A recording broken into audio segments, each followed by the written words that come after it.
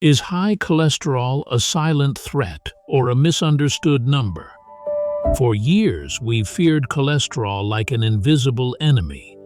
But the truth is more nuanced and more empowering.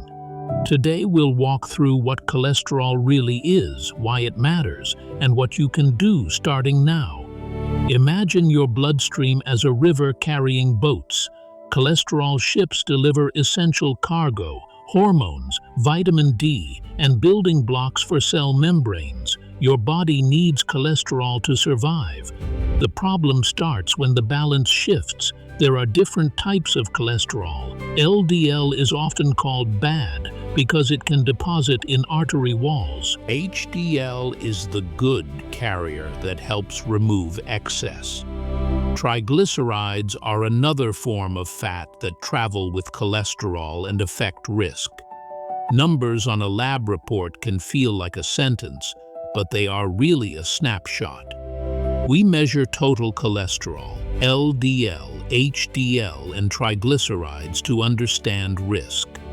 Context matters. Age, family history, blood pressure, smoking, and diabetes all change what a number means for you. Plaque builds slowly. When LDL particles penetrate the artery lining, they trigger inflammation. White blood cells rush in, and over years a fatty streak becomes a plaque. Some plaques stay stable, others rupture, causing clots that lead to heart attacks or strokes. Not everyone with elevated cholesterol will have a heart attack, and not everyone who has a heart attack had high cholesterol. This is why doctors look at the whole picture. Lifestyle is the first line of defense.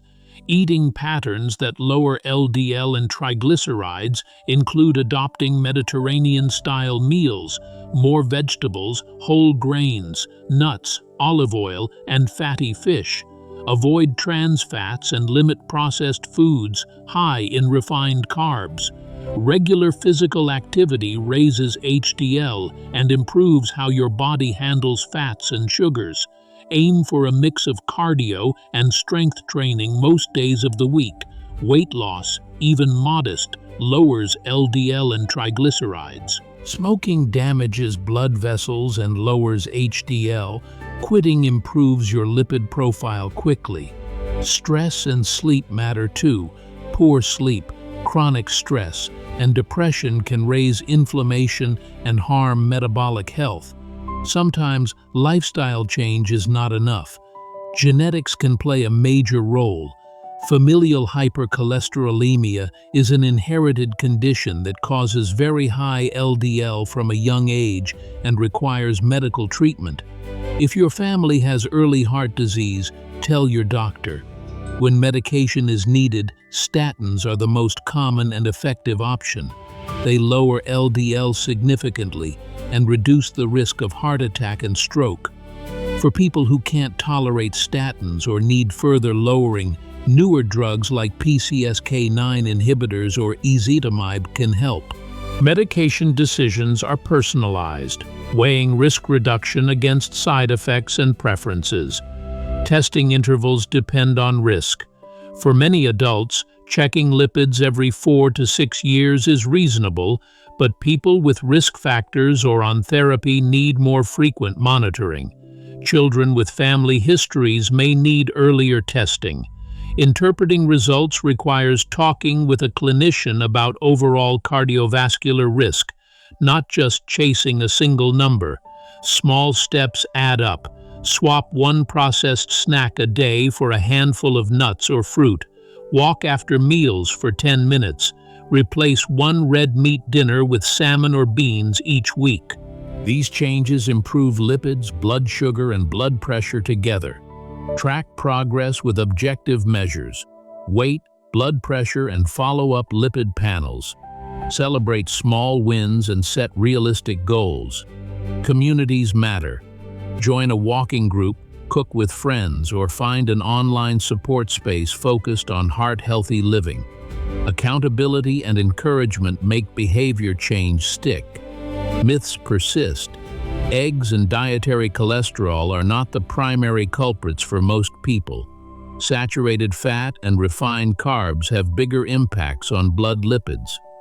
Supplements promise miracles, but fish oil and plant sterols have specific roles, and many supplements lack strong evidence. Always discuss supplements with your clinician.